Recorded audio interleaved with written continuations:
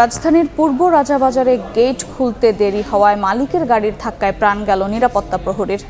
লাশ হাসপাতালে নেয়ার পর থেকে পলাতক অভিযুক্ত। এই মুহূর্তে ঘটনাস্থলে আছেন রিপোর্টার আলামিন তুষার। সরাসরি যাচ্ছি তার কাছে।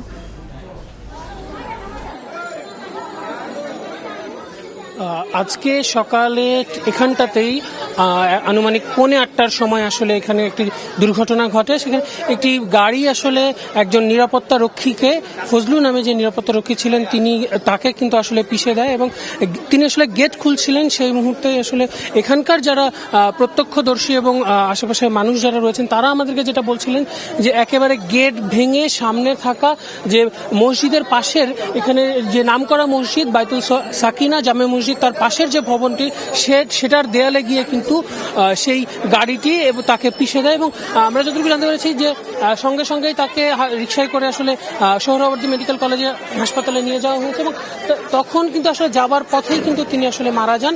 এবং আমরা দেখেছি যে যেই গাড়িটি ছিল, যে গাড়িটিতে রাখছে, এবং আমরা এখানকার মানুষজনের সঙ্গে কথা বলে যেটুকু জানতে পেরেছি যে তারা প্রত্যেকেই বলছিলেন যে আসলে যিনি ড্রাইভার ছিলেন, মূলত যিনি গাড়িটির ড্রাইভার ছিলেন, তিনি আসলে একটু কাজের বাইরের দিকে গিয়েছিলেন এবং তারপরেই আসলে এই যে গাড়ির যিনি মূল মালিক তিনি আসলে নিজে গাড়িটি ড্রাইভ করতে যাচ্ছিলেন। এবং পুলিশের সাথে যখন আমরা কথা বলেছি, পুলিশ আমাদেরকে এমনটাই বলেছেন যে সেখান থেকে দেখা যাচ্ছে যে তিনি নিজে যখন ড্রাইভ করতে যান তখন যেহেতু তিনি পেশাদার গাড়ি চালক নন, সেই জায়গা থেকে ভুলবশতই হয়তো এখনো পর্যন্ত যতটুকু ধারণা করা হচ্ছে, আবার যদিও কেউ কেউ অভিযোগ করছেন যে হয়তো ভুলবশত নয়, রাগের বশেও এই ঘটনাটি ঘটে থাকতে পারে। যদিও যিনি আসলে গাড়িটি চালাচ্ছিলেন তার ভুলের কারণেই আসলে এই দুর্ঘটনাটি ঘটেছে বলে আমরা এখন পর্যন্ত জানতে পেরেছি।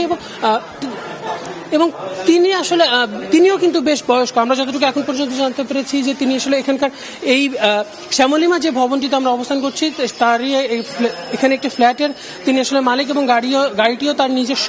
এবং সেই সময় কিন্তু আসলে তিনি এইখান থেকে যখন বের হচ্ছিলেন ঠিক তখনই কিন্তু এই গাড়িটির মাধ্যমেই কিন্তু তিনি আসলে যেই সিকিউরিটি গার্ড রয়েছেন তাকে কিন্তু আসলে পিষে দিয়েছিলেন।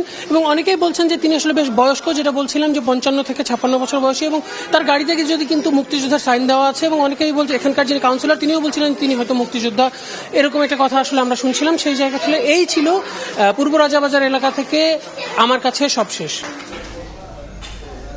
সরাসরি যুক্ত ছিলাম রাজধানীর পূর্ব রাজাবাজারে।